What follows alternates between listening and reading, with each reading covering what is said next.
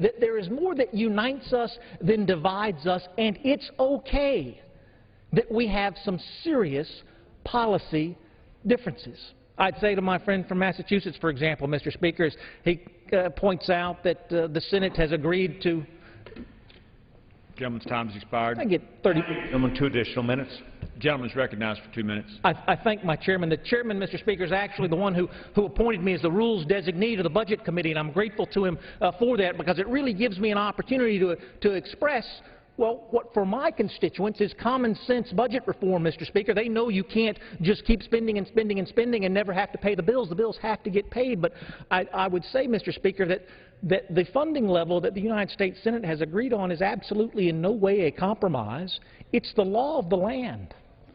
The law of the land, if this Congress were to dissolve itself tomorrow, is that for fiscal year 2014, we're only going to be able to spend $967 billion. Senate wants to spend $986 billion. Law of the land's not going to let them spend that much. That's just the law of the land. Now, we can not like it. We can try to change it. But to characterize that as somehow moving to the middle is to misrepresent, Mr. Speaker, what the facts of our budget are. As my colleague from North Carolina said so well, the House has adopted a position, the Senate rejected it, so we moved to the middle, adopted a position, the Senate rejected it, so we moved further to the middle, adopted a position, the Senate rejected it, and then we said, let's just sit down and talk about it to find that pathway forward. My friends on the other side of the aisle, Mr. Speaker, are talking a lot about a budget conference. I suspect we'll continue to hear that, even read about it in National Journal. Apparently that message is being sold well, but as my friends on both sides of the aisle know, a budget conference has absolutely no force of law whatsoever. Zero. Zero. We can conference a budget until we're blue in the face, Mr. Speaker. We will never change 1 penny of federal spending. Now, that's different from the conference that this House moved to go to with the Senate. The conference that this House moved to have with the Senate, where we could actually change the law, where we could fund the government, where we could deal with the debt ceiling, where we could focus on priorities that each one of us have for our families back home. The conference this House moved to create, Mr. Speaker, that can change the law. Let's do something that matters. Let's do it today, Mr. Speaker, and I yield back the balance of my time. Time has expired. Gentleman from Texas reserves. Gentleman from Massachusetts is recognized. Thank you, Mr. Speaker. I served as an aide up here on Capitol Hill when Tip O'Neill was Speaker of the House.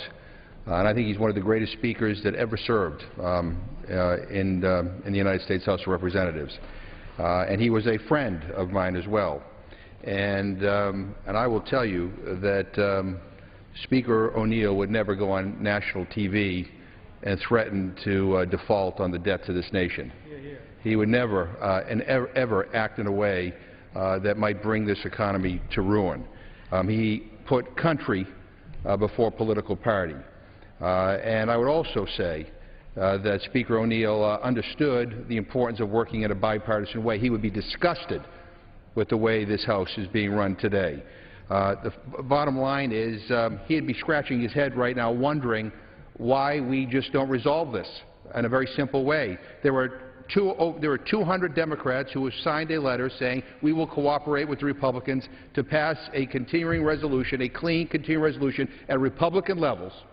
And we know that there are 20 Republicans in the House who have publicly said that they would support such a move. That's the majority. We can open up the government in a matter of minutes.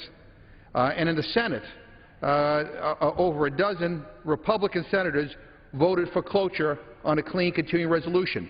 That is bipartisanship. That is bipartisanship. Accepted. This is the way this House should be run.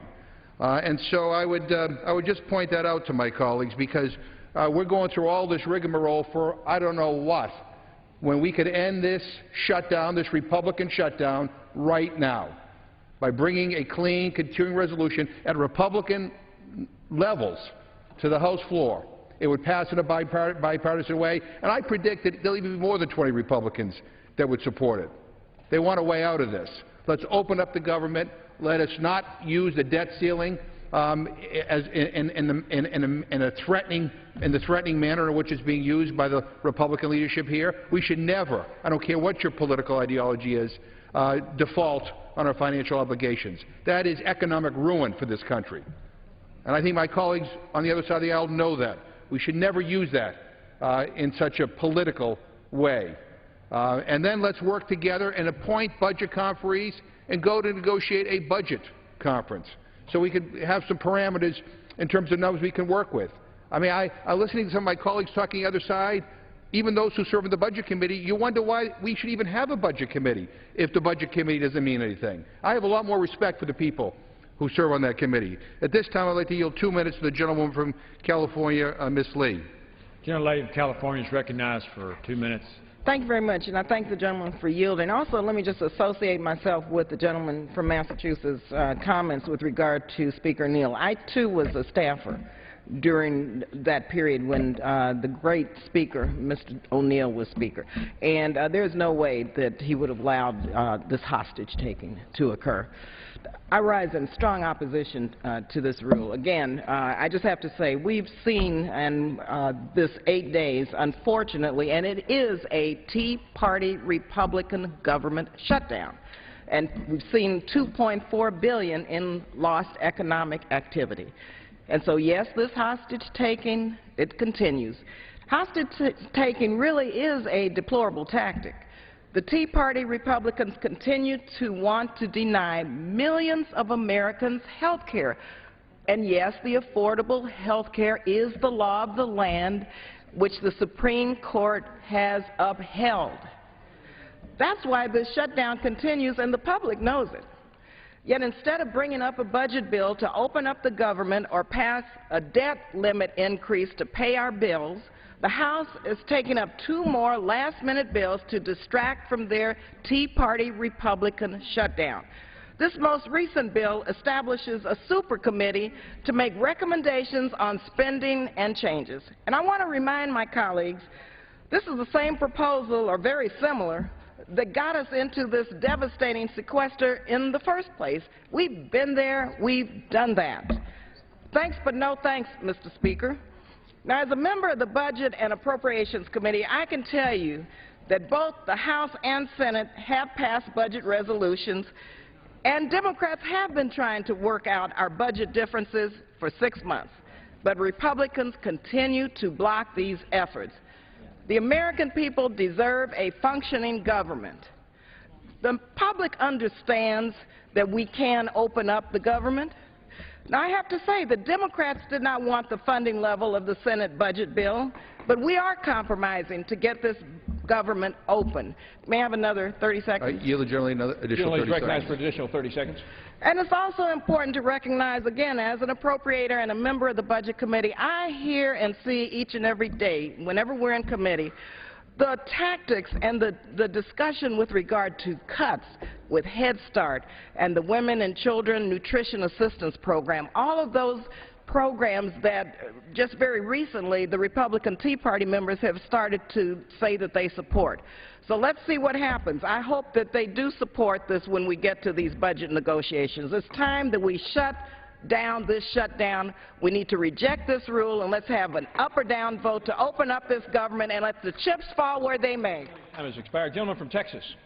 Mr. Speaker, thank you very much. And I will tell you that there's a lot of dialogue on the floor today about opening up the government, and yet this body has passed bill after bill after bill of making sure that we are looking at whether it's the intelligence community, whether it's Head Start, whether it's NIH. We are going through a deliberative process, and repeatedly you are seeing where our friends on the other side vote no. When it gets to the other body, even though it's a passed piece of legislation, the Senate, our friends over there, ignoring the bills.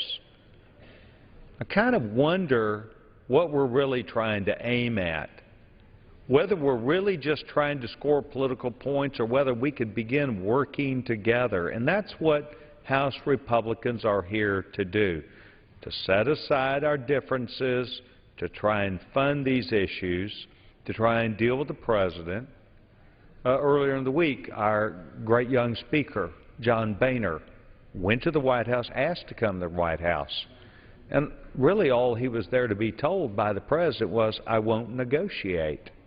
I won't negotiate. I won't negotiate. And as Mr. Boehner tells the story, he got that message. So he came back to work. Here we are, trying to send ideas up about working together. The working group intentionally was an open-ended opportunity for members of Congress, 6 on the House side, 10 on the House side, 10 on the Senate side, to go work together with an opportunity as a working group to try and overcome this bypass. That's what we're trying to do. I think we're going to be faithful to it. I think we're going to pass this here today, and then we're going to see what the Senate will do again. And I'm sure, once again, just another piece of log over in their fireplace for the Senate Majority Leader to burn down. I am hopeful here today that we have common sense, and I think we'll pass this. I reserve my time. Gentleman's time is reserved. Gentleman from Massachusetts. May I ask the gentleman how many more speakers he has? Thank you very much. I would advise the gentleman at this time I do not have any further speakers. And I guess Thank you, gentleman, for asking. If I may ask how much time I have remaining? Gentleman from Massachusetts has 4 minutes remaining. Gentleman from Texas has 5½ minutes remaining. Mr. Speaker, I yield myself the balance of the time. Gentleman is recognized. Mr. Speaker, I'm going to urge that we defeat the previous question, and if we defeat the previous question, I will offer an amendment to the rule that will allow the House to vote on the clean Senate continuing resolution so that we can send it to the President for his signature today. And Mr. Speaker, I ask unanimous consent to insert the text of the amendment in the record along with extraneous materials immediately prior to the vote on the previous question. Mr. Speaker, as we bring this debate to a close, I have the dueling emotions of being angry and being very sad. Angry that we are putting the American people through this trauma. This is totally unnecessary. This is a manufactured crisis. When my colleagues talk about the fact that Democrats aren't willing to negotiate, let me just refer to some of the recent headlines. 19 times Democrats try to negotiate Republicans. That's according to the National Journal. Republicans spent year blocking budget conference. That was in the Huffington Post. Boehner tells GOP he's through negotiating one-on-one with Obama. That was in the Hill newspaper. I mean, those are the headlines about my friend's actions during these recent weeks. The bottom line is that what we're doing today really is sad because I think it diminishes this institution. We ought to be solving problems. We ought to be finding ways to lift people up. We ought to be trying to debate ways to create more jobs and opportunity in this country. We ought to get the government running. We ought to deal with the debt ceiling, not politicize it. And we ought to work on a long-term negotiation so we have a long-term spending bill that makes sense for this country. And we're not doing that. We're coming up with a committee today that does nothing. You pass this bill, the government's still shut down. You pass this bill, we're still headed for a default on our obligations on October 17th. This does nothing. It does nothing. That's what, and it is sad because it is beneath this great House of Representatives. So many incredible things have happened on this floor, and yet this is so trivial. It is so meaningless at a time of such a great crisis. And I would say to my friends on the other side of the aisle that this is a crisis that my friends have brought on themselves. There is nothing that says that we should be in shutdown today other than the fact that my friends on the other side of the aisle decided to shut the government down. And now they're saying they care about the monuments and they care about our senior citizens and our veterans. But they're the ones who shut the government down. They say they don't want to default on our financial obligations, yet we heard on this week with George Stephanopoulos, the Speaker of the House is prepared to basically see this country default on our debt. That's what he said. I mean, I am shocked by that kind of talk.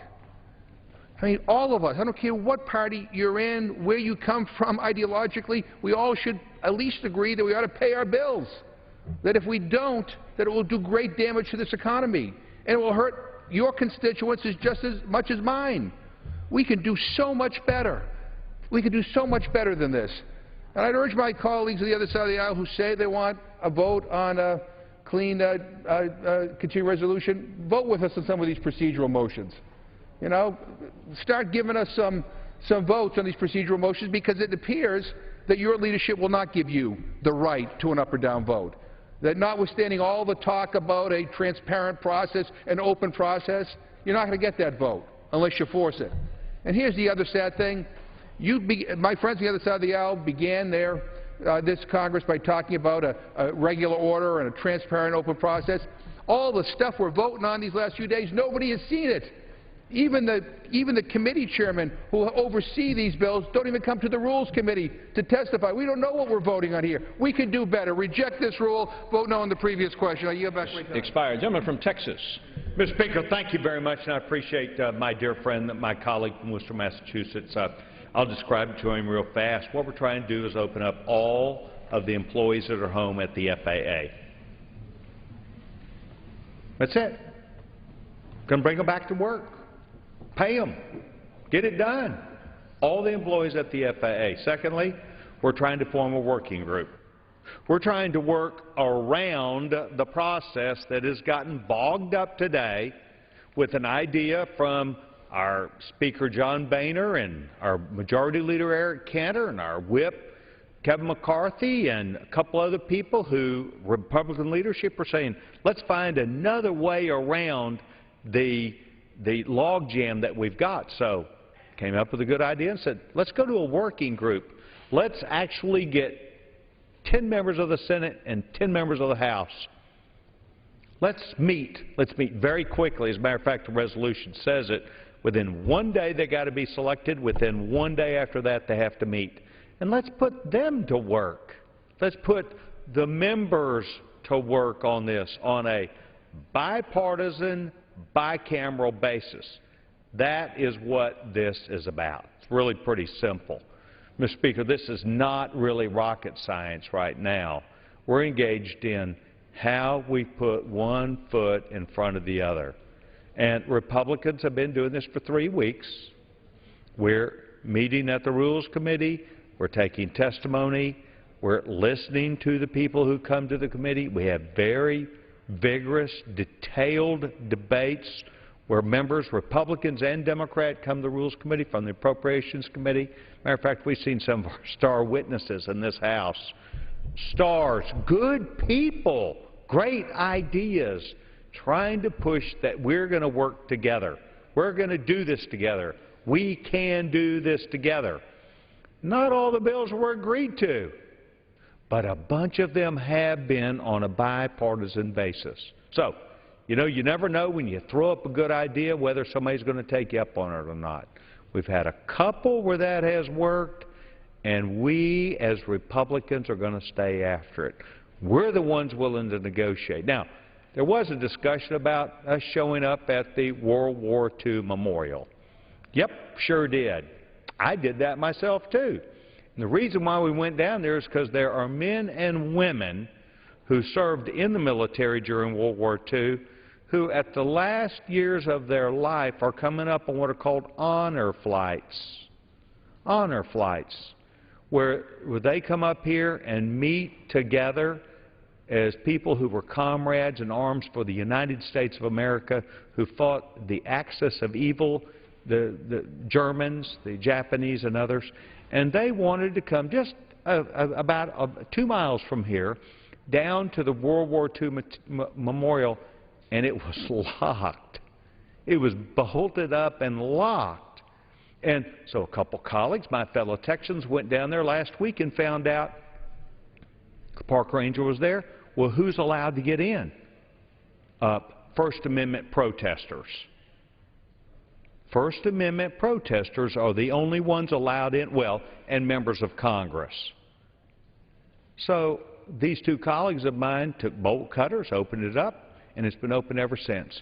That's what Republicans are trying to do. We're trying to do that not just for the World War II Memorial. We're trying to do that for this government. We're trying to work on common sense ideas. We're asking for this House of Representatives to be with us today. I support this rule. I support the underlying legislation, and I yield back the balance of my time, and I move the previous question on the resolution. Gentleman yields back his time. The question is on ordering the previous question on the resolution. Those in favor will say aye.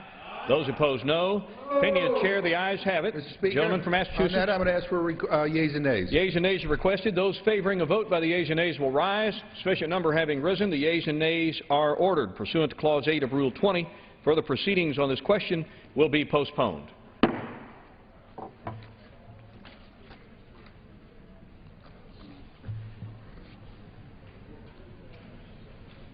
Street. For what purpose does the gentleman from Florida seek recognition? Mr. Speaker, I rise to offer the resolution previously noticed. The clerk will report the resolution. Whereas the BBC News on October 1st, 2013 in England published the following. For most of the world, a government shutdown is very bad news, the result of revolution, invasion, or disaster. Even in the middle of its ongoing civil war, the Syrian government has continued to pay its bills and workers' wages. That leaders of one of the most powerful nations on earth willingly provoked a crisis that suspends public services and decreases economic growth is astonishing to many. Whereas the state-run Xinhua news service on October 2, 2013 in China published the following. With no political unity to redress its policy mistake, a dysfunctional Washington is now overspending the confidence in its leadership. Whereas the News of Mexico on September 25, 2013 in Mexico published the following. They squabble over the inconsequential accomplishment of a 10-week funding extension.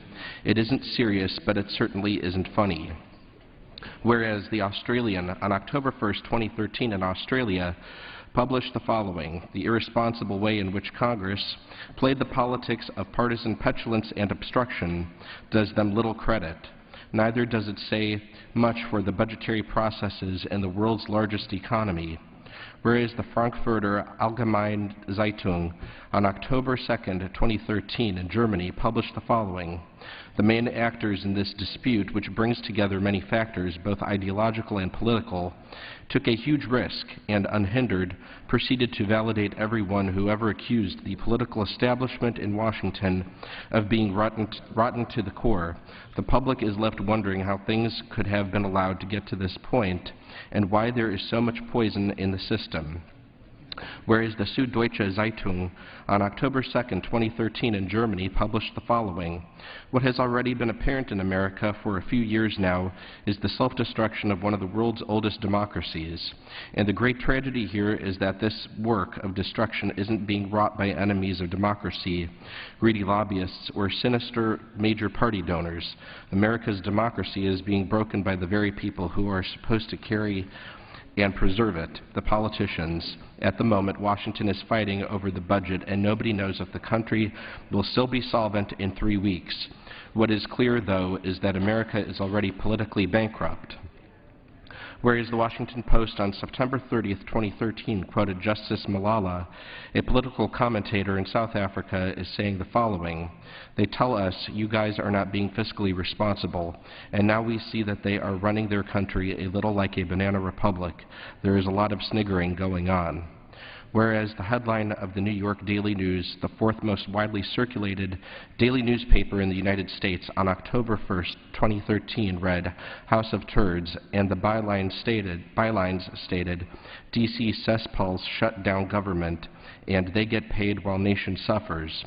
Whereas these reports call into question the dignity of the House, and whereas the resulting reduction in the public's perception of the House's dignity has culminated in a 7% congressional approval rating in the most recent Economist YouGov poll, now therefore be it resolved that it is the sense of the House, 1, without seeking to effect a change in the rules or standing orders of the House or their interpretation, and 2, without prescribing a special order of business for the House, that a government shutdown is a mark upon the dignity of the House, and that the House would be willing to pass a clean, continuing appropriations resolution to end it. Does the gentleman from Florida wish to present argument on why the resolution is privileged under Rule 9 to take precedence over other questions? Yes, I do. The gentleman is recognized. Mr. Speaker, I rise today because the dignity of the House has been called into question. You've heard the text of the resolution, but I think that some points bear highlighting. The BBC News has reported that leaders of one of the most powerful nations on earth, by the way, that's still us, willingly provoked a crisis that suspends public services. A leading Chinese news service stated, quote, a dysfunctional Washington is now overspending the confidence of its leadership. A German newspaper stated, the main actors in this dispute took a huge risk and proceeded to validate everyone who ever accused the political establishment in Washington of being rotten to the core. The public is left wondering how things could have been allowed to get to this point and why there is so much poison in the system. Another German newspaper said, quote, "What has already been apparent in America for a few years now is that the self-destruction of one of the world's oldest democracies is taking place. And the great tragedy here is that this work of destruction isn't being wrought by enemies of democracy, by greedy lobbyists or sinister major party donors. America's democracy is being broken by the very people who are supposed to carry it and preserve it, the politicians. What is clear is that America is politically bankrupt." And the headline of the New York Daily News, the fourth most widely circulated daily newspaper in the United States, on the first day of the government shutdown, read this way, quote, "House..." The chair has heard the reading of the resolution. Does the gentleman have an argument to present as to why it's confined as a matter of privilege under Rule 9? Yes, I do, and I was about to get to it. The gentleman may proceed. Thank you. As I just indicated, the headline on the New York Daily News, the fourth most widely circulated daily newspaper in the United States, on the first day of the government shutdown, read this way, quote, "House of Turds." The byline stated, "D.C. cesspools shut down the government and they get paid while the nation suffers." Just today, a new poll came out that demonstrated as follows. A national poll asked the following questions. What do you have a higher opinion of, Congress or witches? Congress, 32%, witches, 46%. What do you have a higher opinion of, Congress or hemorrhoids? Congress, 31%, hemorrhoids, 53%. What do you have a higher opinion of, Congress or dog poop? Congress, 40%, dog poop, 47%. Will the gentleman suspend? Yes. The chair would again ask the gentleman from Florida to address whether or not this resolution is privileged under Rule 9. Yes, I'm explaining why it's privileged under Rule 9. May I continue? The gentleman may proceed so long as the gentleman is confining his remarks as to whether or not the resolution is privileged under Rule 9. And should the gentleman fail to continue along that path, pursuant to the chair's guidance, the gentleman will be ruled out of order and the chair will be prepared to rule on the question. The gentleman may proceed. Mr. Chairman, one of the questions before the House on this resolution is whether the dignity of the House has been offended. And I am demonstrating vividly that the dignity of the House has been offended in support of this resolution. May I continue without interruption? The gentleman may continue under the guidance issued by the chair. Proceed. Good. The current polling indicates, what do you have a higher opinion of, Americans? Congress or toenail fungus? Congress, 41%, toenail fungus, 44%. What do you have a higher opinion of, Congress or cockroaches? Congress, 42%, cockroaches, 44%. What do you have a higher opinion of, Congress or potholes? Congress, 36%, potholes, 47%. And finally, will the gentleman suspend? Once again, the chair is requesting of the gentleman from Florida to confine his remarks to whether or not the matter is privileged under Rule 9. Should the gentleman proceed in any other manner, the chair will be prepared to rule on the question. Mr. Chair, that is exactly what I've been doing, and I would ask the chair to allow me to continue without further interruption. May I continue? The gentleman shall proceed so long as his comments are confined to whether or not the procedural issue of whether or not the issue is privileged under Rule 9. Mr. Chair, I want to repeat, one of the questions to make that determination is whether the dignity of the House has been offended. And as I indicated, there's one final point to be made here before I get into further argument, which is this. The American public is now of the following opinion. What do you have a higher opinion of, Congress or zombies? Congress, 37%, zombies, 43%.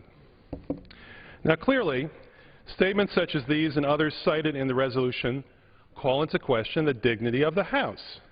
And these statements are not from a single editorial or merely one passerby. These statements are being expressed around the nation and across the globe. They've contributed to a congressional approval rating plummeting to 7%, that's 7%, in the latest Economist YouGov poll, and they must be addressed by this body. Thankfully, Rule 9 of the Rules of the House of Representatives provides members with a mechanism through which to address those times when the dignity of the House has been harmed and called into question. It allows for questions of privilege. Specifically, Rule 9 reads as follows. Questions of privilege shall be, first, those affecting the rights of the House collectively, its safety, dignity, and integrity of its proceedings. I submit to you, Mr. Chair, that these are questions squarely within the dignity of the House of Representatives. Further, Rule 9 provides that a resolution reported as a question of the privileges of the House shall have precedence of all other questions except for motions to adjourn. I've offered a resolution as a question of privileges of the House, and I'm here today to secure a vote on that resolution. Mr. Speaker, you should find the obvious, which is that the dignity of the House has been called into question, and no part of the resolution that I've offered goes beyond the scope of a question of privilege, such as attempting to legislate, so that a vote must be allowed on this measure. For the record, Mr. Speaker, the vote that should be allowed would be on the following resolution. Resolved, it is the sense of the House, 1, without seeking to effect a change in the rules or standing orders of the House or their interpretation, and 2, without prescribing a special order of business for the House, that a government shutdown is, and this is obvious at this point, a mark upon the dignity of the House, and the House should be willing to pass a clean continuing resolution to end it. That's right, a mark on the dignity of the House, and the House should be willing to pass a clean resolution to end it.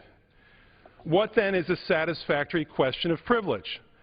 Well, from the plain text of Rule 9 and from existing precedent, a satisfactory resolution must demonstrate that the dignity of the House has been called into question, and it's been called into question to such a degree that I wanted to show you the cover from the Daily News, and I was presented to doing so because to show it to you, just to show it to you, would somehow be considered to be offensive to the dignity of this House. And the resolved clause of the resolution may not diverge from directing the directing the legislative action of this body. I argue, Mr. Speaker, that this resolution satisfies both accounts. I have found no precedent in the annotated House Rules and Manual, or Hines, or Cannon's, or Deschler's precedent that will allow the Chair to rule against the resolution before us today. In fact, one would question whether this entire body, including the parliamentarian, has been politicized unnecessarily if you do rule against that today. Not once do the precedents address a resolution that outlines a litany of condemnations against Congress from media sources around the world and here at home, as opposed to responding to a single source of criticism. And not once do the precedents rule on a resolution citing congressional approval ratings below 10%, in conjunction with persistent reporting against the dignity of the House. If the first hurdle to be crossed today is that the dignity of the House has to have been called into question, then, Mr. Speaker, you are required to rule in favor of this resolution, raising a question of the dignity of the House and the privileges of the House. If dignity means what the dictionary says it means, the state or quality of being worthy of honor or respect, then surely the honor and respect of this House has been called into question. When only 7 out of 100 Americans approve of what we do, the lowest approval rating ever, then surely our dignity has been diminished and is actively being called into question. If we are to be called obstructionists, practicers of partisan petulance, if we are to be called an establishment that is rotten to the core, if we are leaving Americans wondering why there is so much poison in the system, then surely our dignity as a body has been diminished. If we're accused of willingly provoking crises that suspend public services and decrease economic growth, then surely our dignity as a body has been diminished.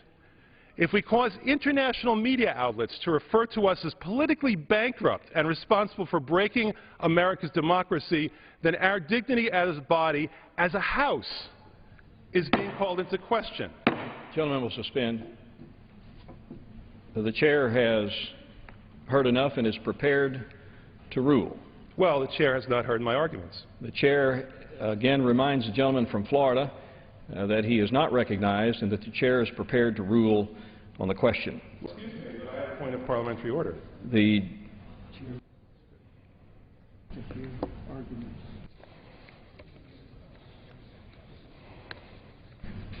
Hearing the gentleman's argument is within the chair's discretion. And the chair, once again, I'll remind the gentleman from Florida, is ready to rule on the question. And the chair actually agreed to hear my argument, and having done so, the chair needs to hear my full argument.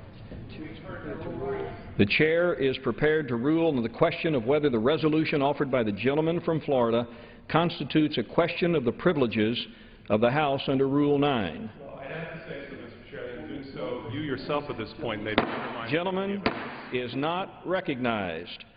The resolution alleges that a lapse in appropriation impairs the dignity of the House. It further expresses a sense of the House concerning action it might take on an appropriation measure. The gentleman from Florida casts this proposal as a statement. As the chair ruled on recent occasions, such as October 2nd and October 3rd, 2002, March 11th, 2008, and December 13th, 2011, in each case consistent with the principle enunciated by Speaker Gillette in his landmark ruling of May 6th of 1921, a resolution expressing a legislative sentiment ordinarily does not give rise to a question of the privileges of the House under Rule 9. The precedent of March 11, 2008 is particularly illustrative. On that occasion, a resolution alleged that legislative inaction had brought discredit upon the House and declared that the House should consider a motion to concur in a specified Senate amendment. The chair held that the resolution did not present a question affecting the rights of the House collectively, its safety, its dignity, or the integrity of its proceedings as required under Rule 9. These precedents are annotated in Sections 702 and 706 of the House Rules and Manual.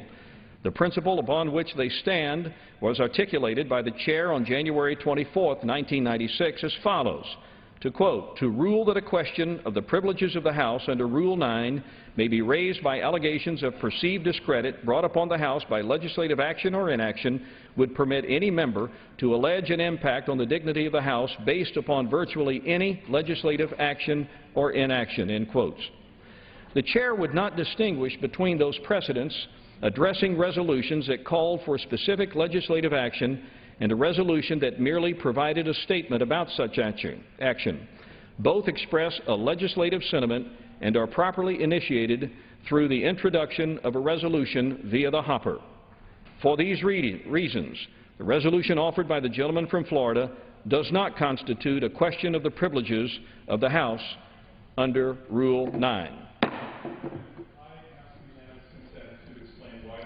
Wrong and there's an objection. The objection has been heard.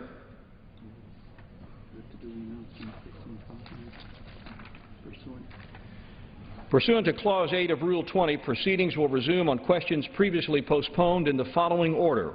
Ordering the previous question on House Resolution 373 by the yeas and nays, and adopting House Resolution 373 if ordered. The first vote will be conducted as a 15-minute vote. The second vote will be conducted as a 5-minute vote. The unfinished business is the vote on ordering the previous question on House Resolution 373 on which the yeas and nays are ordered. The clerk will report the title of the resolution. House Calendar Number 66, House Resolution 373, resolution providing for consideration of the joint resolution, House Joint Resolution 89, making appropriations for the salaries and related expenses of certain federal employees during a lapse in funding authority for fiscal year of 2014 and for other purposes, providing for consideration of the bill H.R. 3273 to establish a bicameral working group on deficit reduction and economic growth, and providing for consideration of the joint resolution, House Joint Resolution 90, making continuing appropriations for the Federal Aviation Administration for fiscal year 2014 and for other purposes. The question is on ordering the previous question. Members will record their votes by electronic device. This is a 15-minute vote.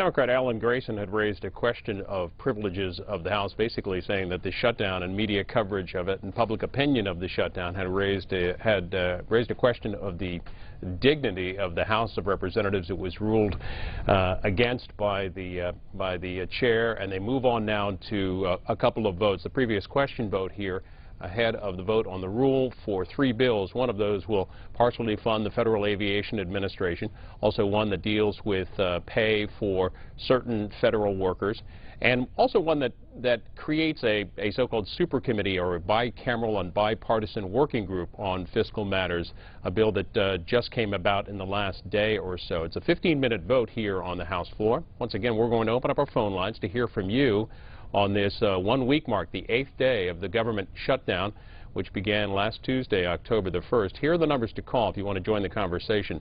For Republicans, that's 202-585-3885. Democrats, 202-585-3886. And for all others, independents, all others, 202-585-3887. We'll also read your tweets. The hashtag is C-SPAN Chat. And we are joined on Capitol Hill by the congressional correspondent for Market News International, John Shaw, is up on Capitol Hill joining us for this first vote, and your comments and thoughts as well. John Shaw, thanks for being here. Hi, Bill. The bill that the House will consider, provided the rule passes, this so-called super committee or new super committee or bicameral working group. Tell us about this, and how and why did this come about?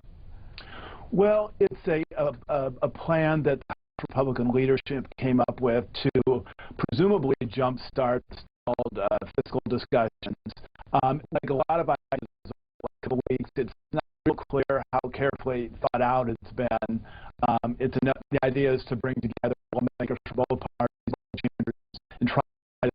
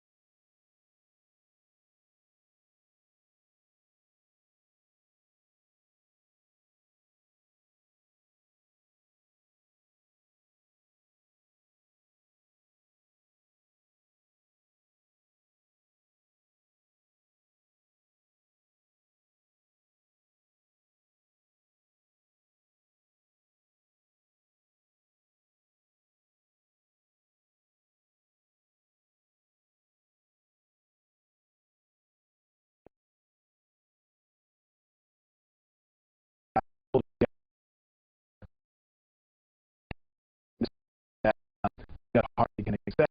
So it's hard to see how this.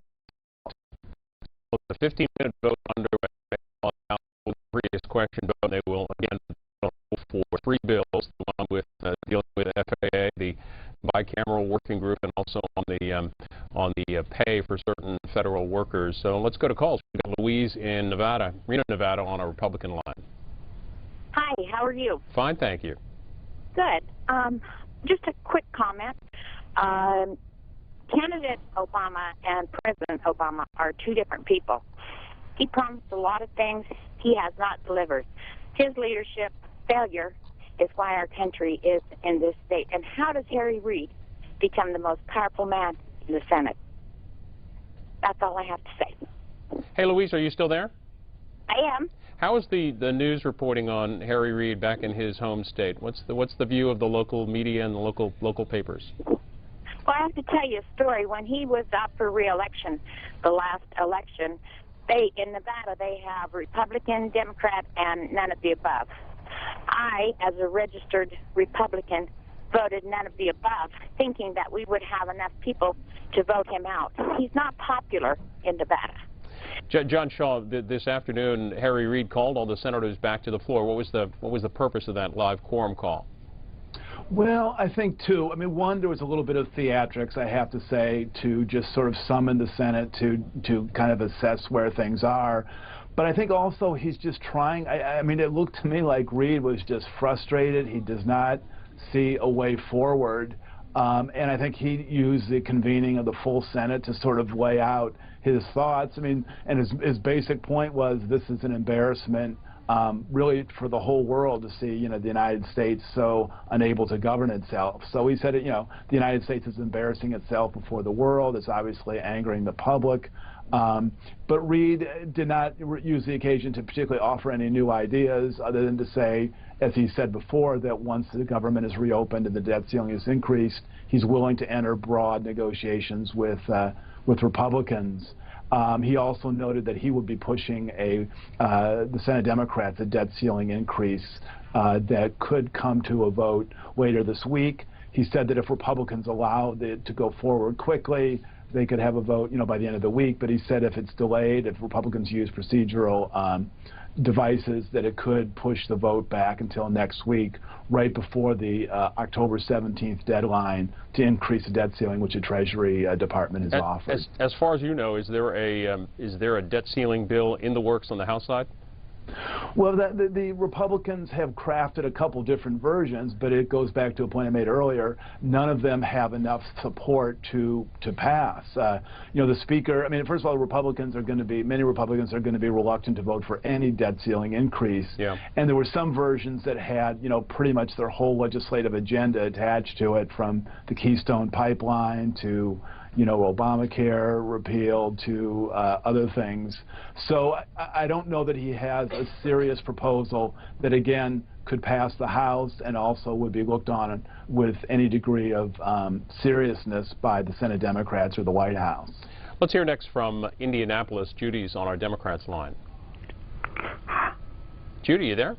Yes. I just wanted to say that I am really glad for what President Obama is doing.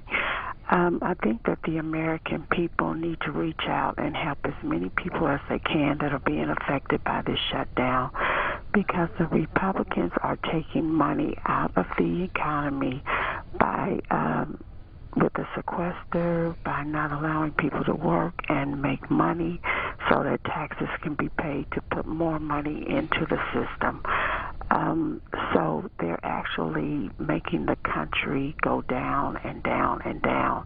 I really applaud the man and the lady who donated money to Head Start to help a lot of kids to go back to Head Start, and I think churches and people all over the country ought to do what's necessary to help our neighbors and everything to keep us going until the Republicans get their heads on straight, which they will never do.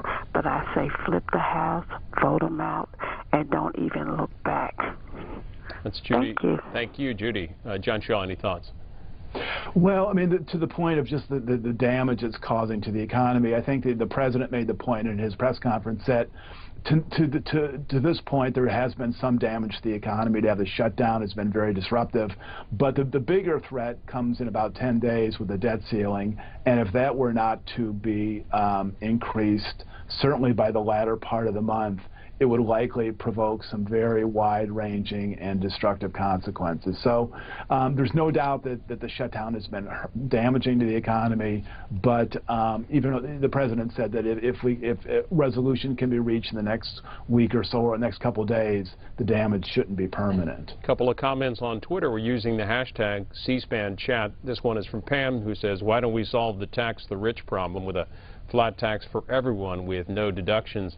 Also, other views. This is Kimberly saying, listen to Barack Obama makes it clear he won't negotiate. To use his own words, he is, quote, holding us hostage. And James says, I would like to see what I'm paying for before I pay for Obamacare. Give me a year to do so. Again, the hashtag C-SPAN chat. Chris is in Newfoundland, Pennsylvania on the other's line. Hi, this is Chris. How you doing today? Hey, Chris. Hey, anybody that believes that the President, that the Speaker of the House or the leader in the Senate has an independent thought in their mind, that they're not being issued talking points by controlling interests, is really got their head in the sand. The people get on teams, Democrat, Republican, when they're actually both working against us.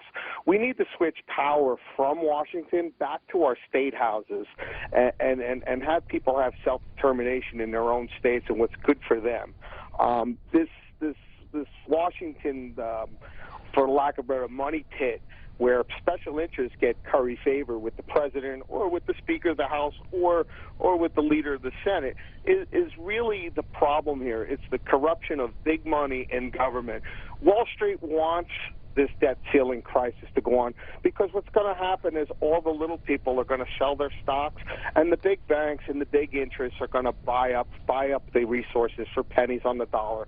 This scam has been run over and over for centuries and centuries, and once people start to wake up and think about it and realize that they're being conned by both parties, that both parties don't have their interest at heart, then I think this country could move forward.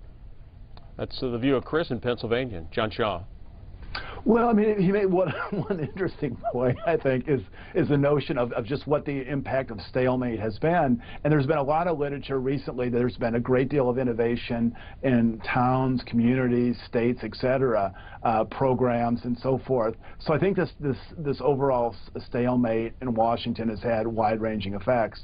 To the point about the debt ceiling, I mean, I do not think it's fair to say that Wall Street is happy that this impasse is occurring. I mean, the folks that I talk to, and I interview people there quite regularly, are very concerned about this impact. It will be likely, it is already being disruptive to financial markets, and if the increase does not pass, it will be even more destabilizing. So I don't think it really would be accurate to say that Wall Street is in any way complacent about this impasse. Well, again, it's the 8th day of the government shutdown. Began a week ago today, and another day of dueling press conferences and comments. The President earlier today spoke for nearly an hour and 10 minutes. A tweet here from Roll Call about John Boehner's late afternoon comments.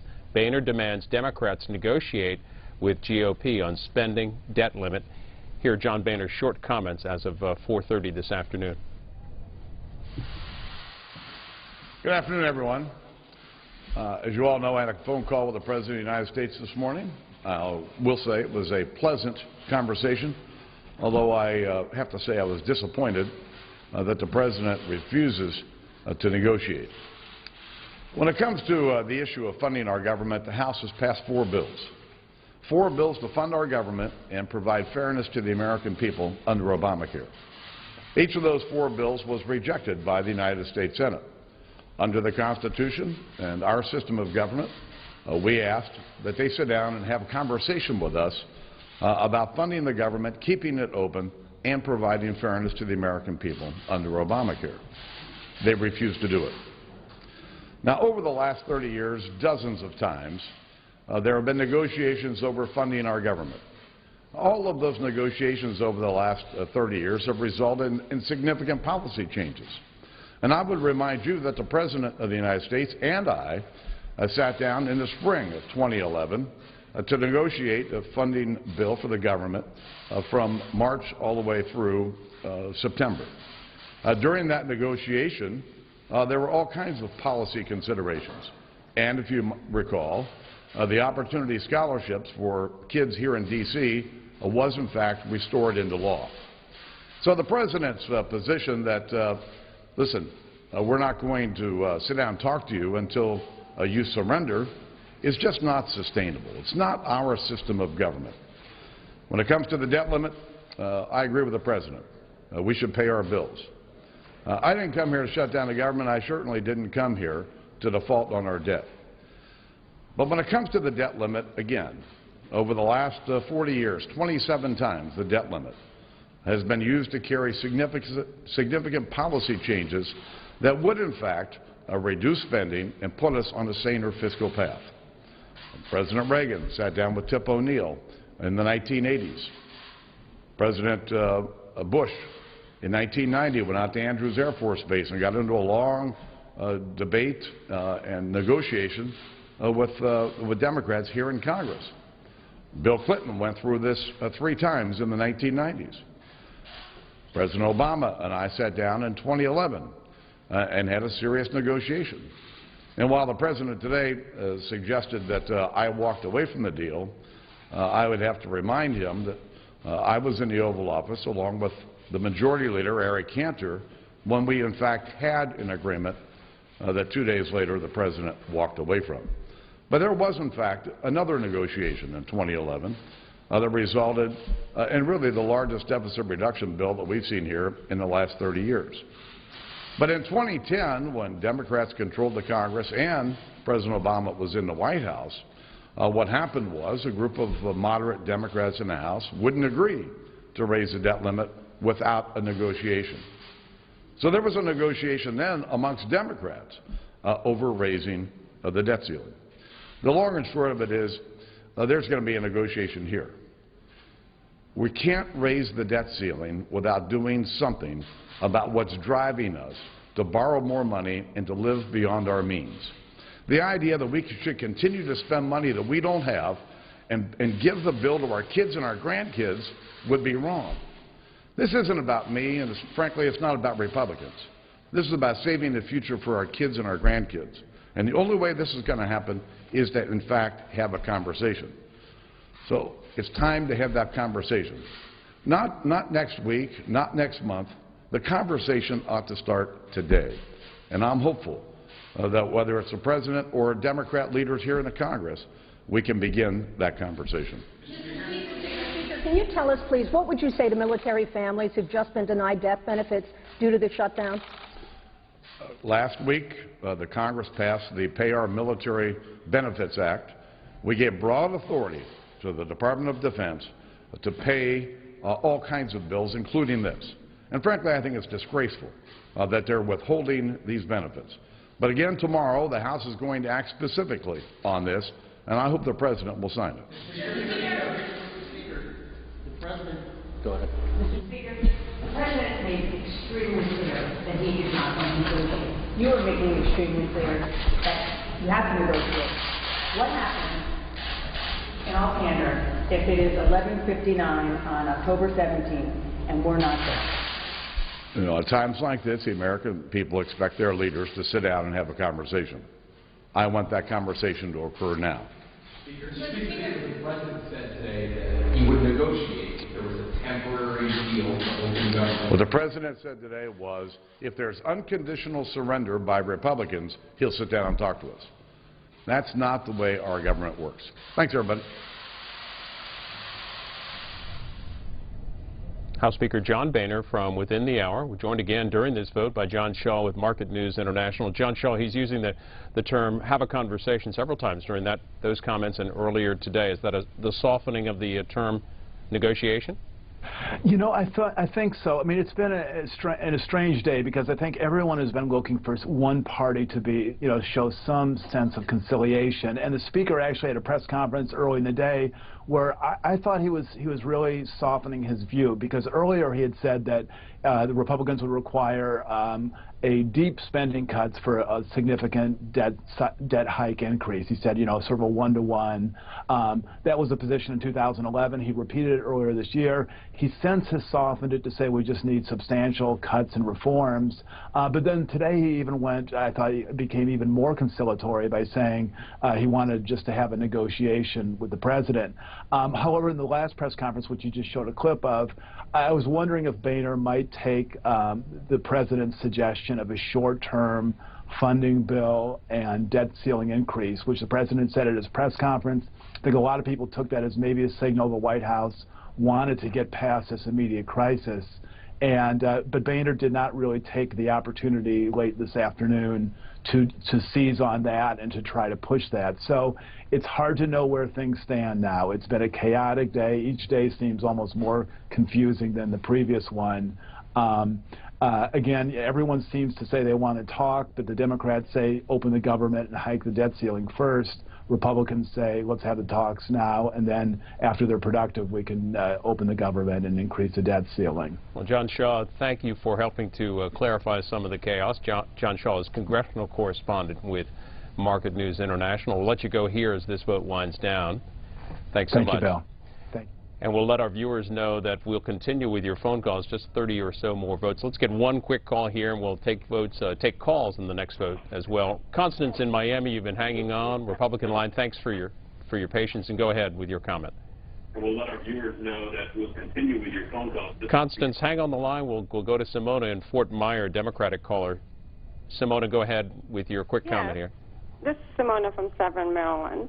I have a comment to make for Speaker Boehner. He needs to stop the charade. He needs to stop this degrading of our democracy. I am born and raised in Germany. I have had health care over there. I took the American citizenship out of personal reasons. I have a disabled son. And I have one thing that I needed to communicate to them. Just like the gentleman from Florida said, it's a disgrace. Germans look at this and say, we could never even imagine ever being without health care. Even they have good and bad about the health care over there, and they acknowledge that, but one thing they can't imagine is being without it. So the election is over. Affordable Care Act is here. This will, in 10 years from now, we will look back and see that he had undermined our democracy because of these shenanigans, because they want to rehash elections and they want to rehash their agendas, and they want to get it in no matter what. I watch this rule committee. People watching these rule committee, they're stacked 9-4 against the Democrats. So they're going to get through what they want to do. They're going to have the rules that they want to have, the rules on the House. People are not ignorant of the fact. And Simona, thank you for your comments, for keeping an eye on the Rules Committee. We did show that earlier, and we'll show that later in our schedule, too. They met earlier to consider the rules for the bills that are coming up next. They will vote on the rule for the 3 bills, one dealing with partial funding of the FAA, another dealing with pay for certain federal employees, and this third measure, which would form this bicameral and bipartisan working group. Some have called it another super committee. That's included in this rule. The rule passes. They'll be debating those a bit later on. Just want to give you an update from Bloomberg on things over in the Senate. Here's a tweet from Bloomberg. They say that Senate Republicans open to the possibility of backing a debt ceiling increase without conditions. They say 7 Senate Republicans said they're holding open the possibility of backing Democrats' plan for a debt ceiling increase without conditions. That's from Bloomberg this afternoon. We'll watch the rest of this vote and be back with more of your calls in the rule vote next.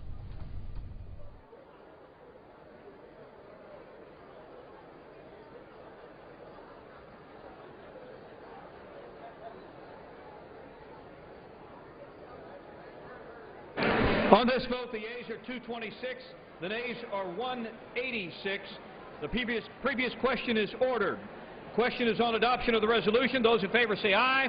Those opposed, no. Opinion of the chair, the ayes have it. Gentleman from Massachusetts. On that, I ask for recorded vote. Recorded vote is ordered. Those favoring a recorded vote will rise. Sufficient number having risen.